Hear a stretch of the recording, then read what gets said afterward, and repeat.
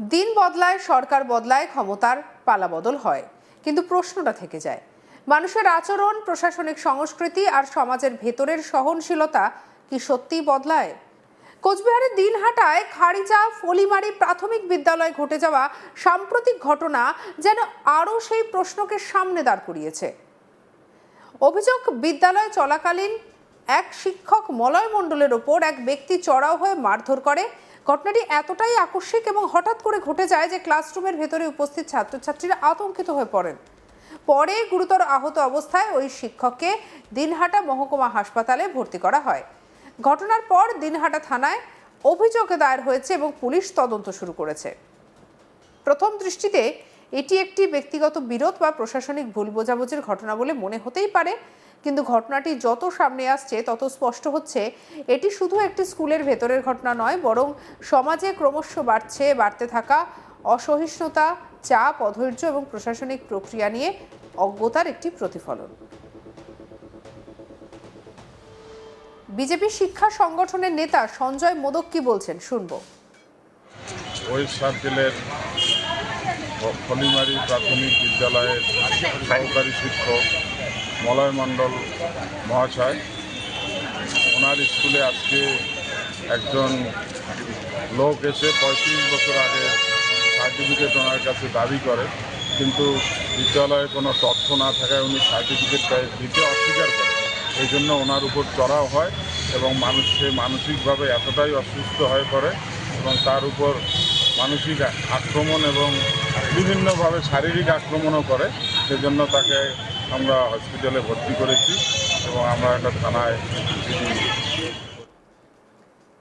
বিজেপির শিক্ষক সংগঠনের নেতা দেবাশিস ঘোষ কি বলছেন শুনবো। এই জিনিসটা যদি চলতে থাকে, 35-40 বছর আগেকার যে রেকর্ড, সেটা আমাদের প্রাথমিক বিদ্যালয়ের যে ইনফ্রাস্ট্রাকচার, সেটাকে প্রিজার্ভ করে রাখা কোনো মতেই সম্ভব নয়। এখন বিগত দিনে যে ইনফ্রাস্ট্রাকচার ছিল তাতে সম্ভব ছিল না। এখন যদি সে কোনোভাবে যদি এসে বলে যে আমাদের স্কুলে সে প্রাক্তন ছাত্র ছিল, কিন্তু আমরা প্রুফ করবো কীভাবে? যে সমস্যাটা এই মুহূর্তে খুব বার্নিং ইস্যু হয়ে দাঁড়িয়েছে এবং এর ফলে আমাদের উপরে পারিপার্শ্বিক দিক থেকে বিভিন্নভাবে প্রেশার ক্রিয়েট করা হচ্ছে। আমরা মানসিকভাবে এই জায়গাটা খুব বিধ্বস্ত এবং প্রশাসনের এই দৃষ্টি আকর্ষণ করবো যে এটা যাতে না হয়। এটা শুধু একটা স্কুলের ব্যাপার না। প্রধান শিক্ষক কৃষ্ণকমল বর্মন কি বলছেন শুনবো তার কথা। আমি ওখানে যখন উপস্থিত ছিলাম ওই সময় এক ব্যক্তি মহিলা, সে তার স্কুল সার্টিফিকেটের জন্য আসে বিগত 30-40 বছর আগের সার্টিফিকেটের জন্য, কিন্তু আমরা বলি যে আমাদের অতদিনের ওই সার্টিফিকেট বা কাগজ নেই, আমাদের কাগজপত্র নেই, সুতরাং আমরা দিতে পারবো না। কিন্তু উনি তাও ওটা মানবেন না এবং তিনি বলেন যে না, আমাকে দিতেই হবে, আমাদের যে কোনোবার, যেহেতু আমি এই স্কুলে পড়েছিলাম আগে, সেই জন্য আমাকে দিতেই হবে। অন্যদিকে বিজেপি নেতা সুকুমার বর্মন কি বলছেন শুনবো। মলয় মণ্ডল খারিজা ফলিমারি স্কুলে চাকরিটা করি, সেখানে জনৈক লাভলি বিবি এবং তার সঙ্গে আসা 3-4 জন ছিল। কদিন থেকে অনৈতিকভাবে ওনার কাছে সার্টিফিকেট ইস্যু করার জন্য বলছিলেন, ওনার স্কুল লিভিং সার্টিফিকেট, কিন্তু এরকম কোনো রেজিস্টারের নাম খুঁজে পাওয়া যায়নি। ওনার নাম স্কুলের কোনো নথিতে নেই। উনি দিতে অস্বীকার করলে আজকে আয়ুব আলীর নেতৃত্বে লাভলি বিবি এবং আরও 3-4 জন মিলে ওনাকে আক্রমণ করে, শারীরিকভাবে নিগ্রহ করে এবং ওনাকে মানসিকভাবেও নিগ্রহ করা হয়। তার জন্য অসুস্থ হয়ে পড়ার জন্য আমরা ভর্তি করেছি এবং থানায় জিডি করেছি। এই নিয়ে আমাদের কলিগ মনসুর হাবিবুল্লাহ রিপোর্ট দেখাবো। 4 মে বাংলার ভাগ্যাকাশে নতুন সূর্যোদয় হয়েছে। রাজ্যের ক্ষমতার পালা বদলেও তবে কিছু মানুষের হুঁশ ফেরেনি। তারা এখনও ভাবছেন সেই তৃণমূল আমলেই পড়ে রয়েছেন, আর সেই তৃণমূল আমলের মতোই বিদ্যালয়ে শিক্ষককে মারধর করার সাহস দেখাচ্ছেন। যখন এই ঘটনাটি ঘটেছে কোচবিহার জেলার দিনহাটা মহকুমার দিনহাটা ওয়েস্ট সার্কেলের খারিজা ফলিমারি বলে এক স্কুলে, যে স্কুলে সার্টিফিকেট নিতে আসেন এক ভদ্রমহিলা। 30 বছর আগের বিদ্যালয়ে পড়ার, সেই প্রাথমিক বিদ্যালয়ে পড়ার সার্টিফিকেট চান তিনি। বিদ্যালয়ের শিক্ষক জানিয়ে দেন সুনির্দিষ্ট নিয়মে তাকে আবেদন করতে হবে এবং প্রয়োজনীয় খোঁজখবর নিয়ে কাগজপত্র খুঁজে পাওয়ার পর যদি পাওয়া যায় তবেই তাকে সেই সার্টিফিকেট দেওয়া যাবে। আর সবচেয়ে বড় কথা 30 বছর আগের সেই নথি এখনও কীভাবে সংরক্ষিত আছে তা ভেরিফাই না করে বিদ্যালয় কর্তৃপক্ষ দিতে পারবে না।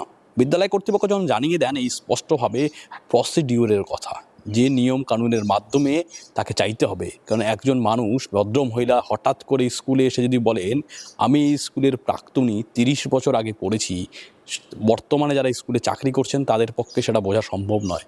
কেননা 30 বছর আগে ওই স্কুলে তারা কিন্তু কেউ শিক্ষকতায় ছিলেন না।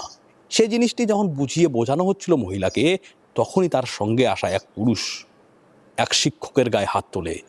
সংঘ ঘনিষ্ঠ ওই শিক্ষককে বেধড়ক মারধর করা হয়।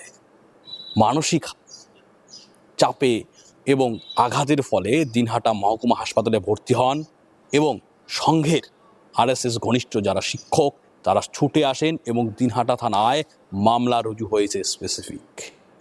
তৃণমূল আমলের সেই কালচার, শিক্ষকদের ধরে ঘরে মানে শিক্ষকদের স্কুল চলাকালীন পেটানোর যে একাধিক ঘটনা তৃণমূল আমলে হতো, সেই ঘটনা পুনরাবৃত্তি যাতে না হয় সেটাই দাবি করছেন শিক্ষকরা।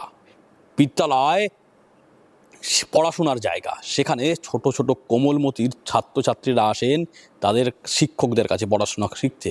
সেই পড়াশোনার যে পরিবেশ সেটা বিঘ্নিত হলো, শিক্ষকের মর্যাদা হানি হলো এবং এই যে কালচার, সে কালচার যদি দমানো না যায় তাহলে বাংলার শিক্ষাঙ্গন যেভাবে বিগত সরকারের আমলে ধ্বংস হয়েছিল সেই একই ট্র্যাডিশন কিন্তু চলতে থাকবে বলে অনেকেই মনে করছেন। আর এটা কড়া হাতে নিয়ন্ত্রণ করা দরকার। বিদ্যালয়ে অনেক প্রশাসনিক কাজ হয়, পুরনো যারা প্রাক্তনী আছেন তাদের সার্টিফিকেট প্রয়োজন হলে তারা নেন এবং এর জন্য ব্যবস্থাও আছে। কিন্তু তার মানে এই নয় হঠাৎ করে কেউ এসে দাবি করবে এবং শিক্ষকদের কাছে সঙ্গে সঙ্গে তা শিক্ষকরা প্রেরণ করতে পারবে, সেটাও কিন্তু সম্ভব নয়। সমস্ত কিছু একটি সুনির্দিষ্ট নিয়মমাফিক পদ্ধতিতে হয় এবং সেটা সুনির্দিষ্টভাবেই দেওয়া হয়। যথাযথ প্রক্রিয়া মাধ্যমে যাচাই বাছাই করার পরেই কিন্তু যারা প্রাক্তনী আছেন তাদেরকে যথাযথ সময় সার্টিফিকেট দেওয়া হয়। 30 বছর আগের সার্টিফিকেট দেওয়ার ক্ষেত্রে অনেকটাই ভাবনা চিন্তা করতে হবে। কোচবিহারের এই ঘটনায় শিক্ষক মহলে কিন্তু তোলপাড় হয়ে গেছে এবং চারিদিকে প্রতিবাদের ঝড় উঠেছে।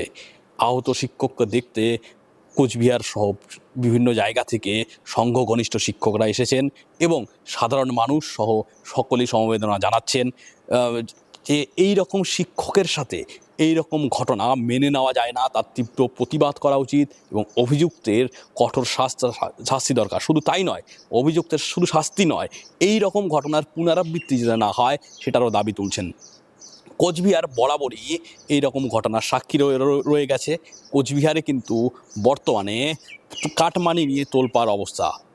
বাড়ি বাড়ি তৃণমূল নেতাদের বাড়িতে গিয়ে বিক্ষোভ দেখানো হচ্ছে, যারা কাটমানি নিয়েছেন চাপে পড়ে কেউ কাটমানি ফেরতও দিচ্ছেন। আবার কাটমানি ফেরতের দাবিতে ডিম নিয়ে সাধারণ মানুষ ঢিল ছুটছেন তৃণমূল প্রধানদের বৈঠক করে কাটমানি ফেরত দেওয়া হচ্ছে। সাধারণ মানুষের বিক্ষোভের ভয়ে তৃণমূল কংগ্রেসের নেতায় খাটের তলায় লুকিয়ে পড়েছে, সেই দৃশ্যও কিন্তু কোচবিহারের। একের পর এক এই তৃণমূল আমলের ঘটনা যখন কোচবিহারবাসীকে মাথা নিচু করছে বলে ওয়াকিবহলের ঘটনা, তখনই নতুন সরকার আসার পরে কোচবিহারের ওকরাবাড়ির এই ঘটনা কিন্তু আবারও কোচবিহারের মান নিচে নামালো বলে অনেকে মনে করছেন। তারা মনে করছেন স্পষ্ট যে দুষ্কৃতিকারী ছিল তার কঠোর সাজা হওয়া দরকার এবং এই ঘটনার পুনরাবৃত্তি যাতে না হয় তার জন্য প্রশাসনকে কড়া হাতে ব্যবস্থা নিতে হবে বলে দাবি তুলেছেন একাংশ শিক্ষক মহল সহ সমাজের বিশিষ্ট জনেরা। এই ঘটনার নিন্দা জানিয়েছেন এবং কঠোর হাতে ওই অভিযুক্তের বিরুদ্ধে ব্যবস্থা নেওয়ার দাবি তুলেছেন। সঙ্গে রাখুন আজ তাক বাংলাকে সাবস্ক্রাইব করতে ভুলবেন না।